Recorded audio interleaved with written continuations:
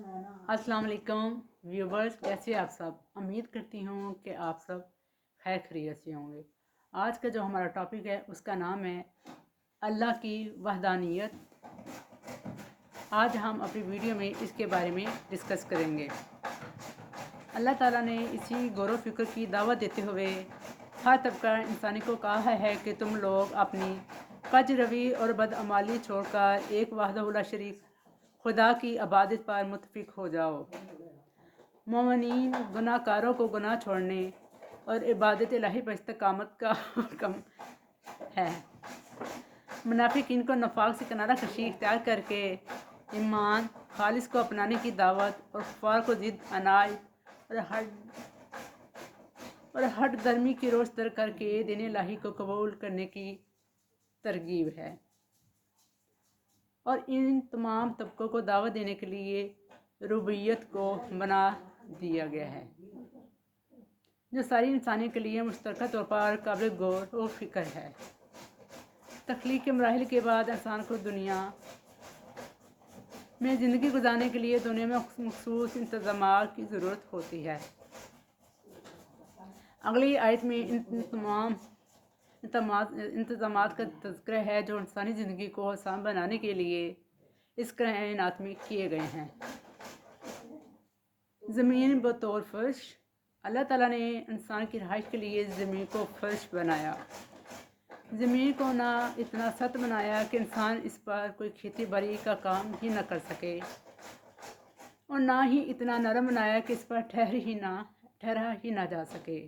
इसी तरह इसके तवाज़ुन को कायम रखने के लिए पहाड़ों को बतौर मुनहिय गाड़ दिया गया ताकि इंसानी सहूलत और आसानी से इससे ज़िंदगी गुजार सकें।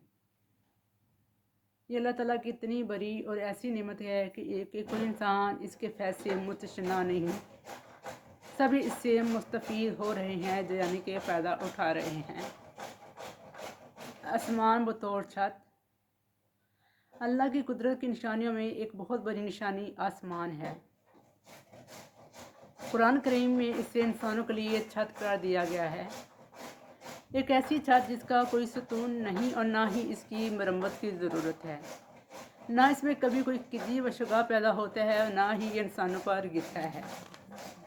इसको मुख्तलिफ रोशनियों से सजा भी दिया है कि इंसान जब इसकी एक तरफ नज़र दौड़ाए तो हल्के हकीकी की सनाई तारीफ के साथ ज़ौक़ नज़र की तस्कीन भी हासिल कर सके।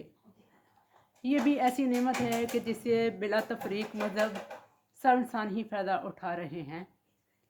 आसमान और पानी, इंसान ज़मीन पर ज़िंदगी गुजारने के लिए जिस चीज़ का सबसे ज़्यादा मुहताज है वो है पानी।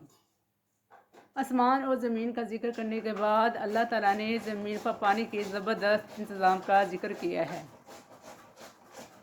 ज़मीन पर मौजूद पानी वो खराज की शक्ल में आसमान की तरफ उठता है और सारी ज़मीन पर बादल बनकर बरसता है। ये पानी पहाड़ों पर बर्फ़ की शक्ल में ज़ख़ीरा होने के साथ कुदरती रास्तों के ज़रिए सतह ज़मीन और ज़ेरे ज़मीन फैल जाता है, जिसको अपनी ज़रूरत के मुताबिक इंसान इस्तेमाल करता है, ज़मीन को सैराब करता है और खेती बाड़ी करता है। इन निमतों का जिक्र करने के बाद अल्लाह ताला ने फरमाया है, बस तुम अल्लाह के साथ किसी को मुकाबिल और शरीक ना बनाओ और तुम जानते भी हो। यानी इन निमतों को इस्तेमाल करने के बाद तुम्हें इस बात का एहसास हो जाना चाहिए कि इनका खालिक व मालिक एक वाहिद खुदा है। अक्लमंद लोग इबादत भी फिर इसी की करते हैं और किसी को इसका हमसर नहीं बनाते। व्यूअर्स, अगर आपको मेरी वीडियो अच्छी लगी हो तो प्लीज़ मेरे चैनल को सब्सक्राइब करें और बेल आइकन के बटन को ज़रूर प्रेस करें ताकि जो नेक्स्ट आने वाली वीडियो है वो आपको आसानी से मिल सके। इंशाल्लाह ताला मिलते हैं एक और अच्छी वीडियो के साथ। मुझे दीजिए इजाज़त। अल्लाह निगहबान।